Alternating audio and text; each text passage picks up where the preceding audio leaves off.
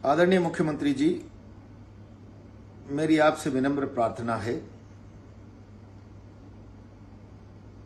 आप राजस्थान की परंपराओं को जिंदा रखिए।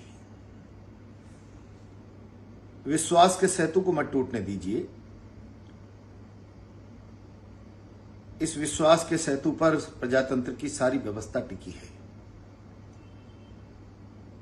मैं क्या कहना चाह रहा हूं आप समझ गए होंगे, और अगर आपको इन परंपराओं का भान नहीं है तो इसका जीवंत उदाहरण आपने अपने समक्ष प्रत्यक्ष रूप से देखा है। 25 फरवरी को राजस्थान विधानसभा का घेराव आप टलवाना चाहते थे। एक तरफ आंदोलन टले इस पक्ष को लेकर मुख्यमंत्री था, दूसरी तरफ अपने जेल में बंद बेटे के साथ न्याय हो एक पीड़ित पक्षकार का पिता था। ये वार्ता होने से पहले मैंने कहा था, जरा ये सरकारों की प्रैक्टिस मैं जानता हूं, आप इस पर लिखित में बात करना, सशर्त बात करना।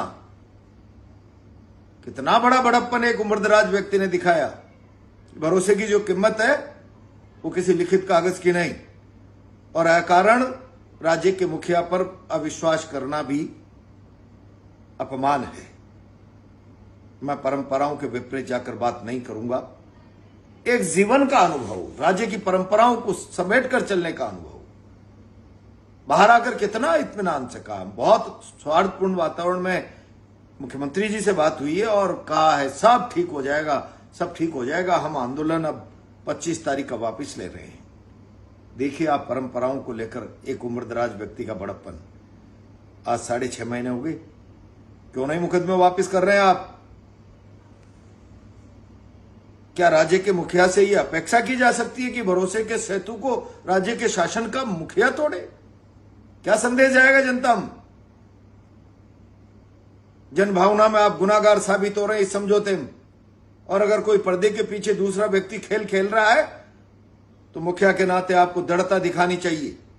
क्यों नहीं मुकदमे वापस हो रहे हैं अब तक? और मुकदमा वापस करना सरकार का सक्षम अधिकार है भाई।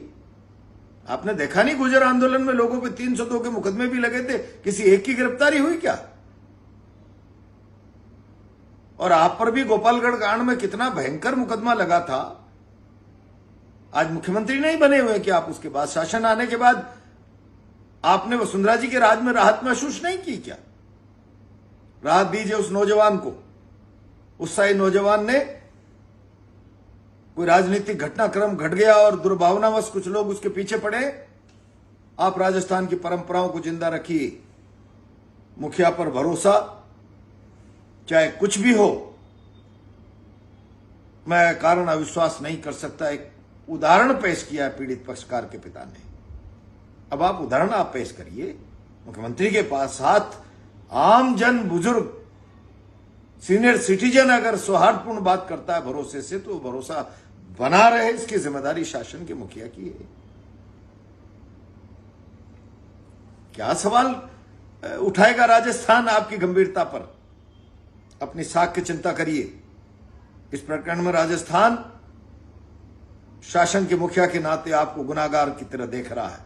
ये ब्रीच ऑफ ट्रस्ट हुआ एक बुजुर्ग व्यक्ति के विश्वास के साथ, और इसलिए मेरी प्रार्थना है, गलत परंपरा मत डालिए।